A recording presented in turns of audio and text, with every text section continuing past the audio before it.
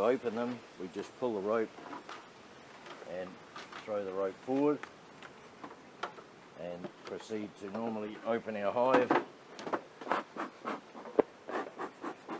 You'll notice here also that this hives are blocked up with newspaper. Now these are young hives, new hives, and while they're unable to defend themselves very well, we reduce the entrance size of the hive to allow them to be able to guard a smaller entrance, and that allows them to not be attacked by other bees. Bees rob very, very easily. If they get a taste of honey, they will start robbing. And robbing is one of the biggest problems to new beekeepers particularly, and to all beekeepers. And in the tropics, bees rob very, very readily. If you leave a hive exposed or open, similar to this, and go and leave it for half an hour while you're working something else, you'll find that other bees will start coming in there and robbing it, and they can't defend it.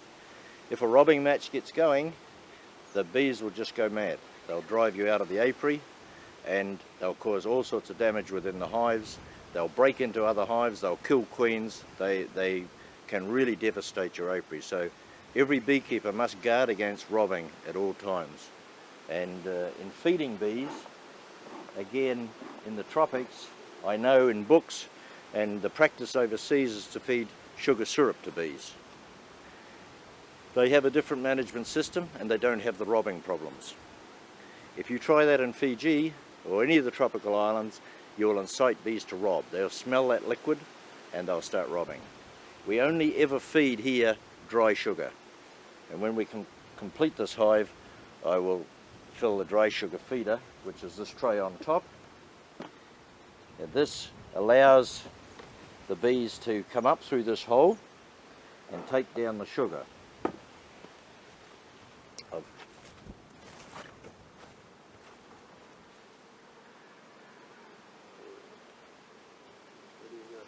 Okay.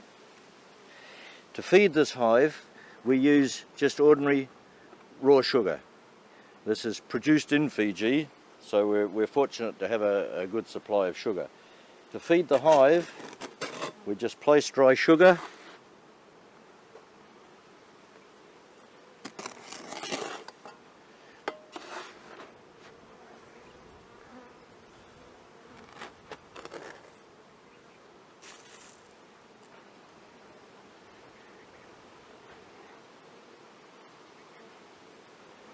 And that feeder will hold approximately 3 kilograms of sugar.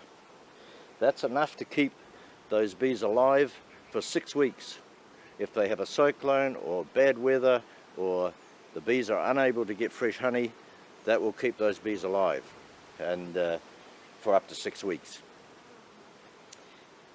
By feeding dry sugar, bees don't really like dry sugar. Sugar is sucrose, it's a foreign sugar to the bees. They don't like it, but they will take it and stay alive. But they won't take this down and store it like honey. So therefore we don't get contamination between sugar and honey. The bees will be fed with this in the wet season when there's no honey available, and this will ensure that our hives will survive through the wet season.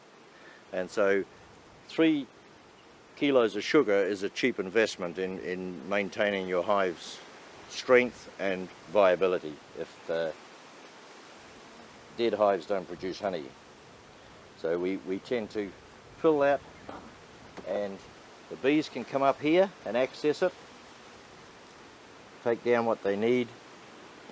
Then the covering lid fits on top. We'll sweep that sugar in so it's not attractive to ants, and place the top on.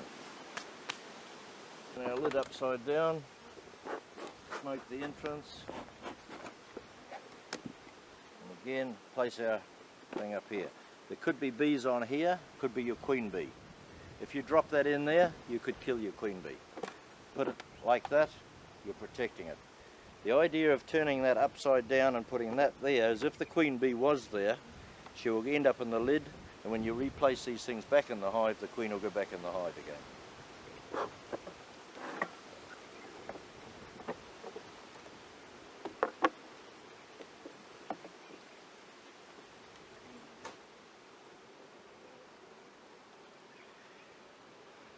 Now this hive has got a bit of fresh nectar, but it hasn't got any stored honey. So therefore these hives need to have sugar as an insurance. Any honey that's in that hive, 3 days of rain and that hive would starve because they can't get out and get more. So as an insurance against protecting them against starvation, we feed regularly.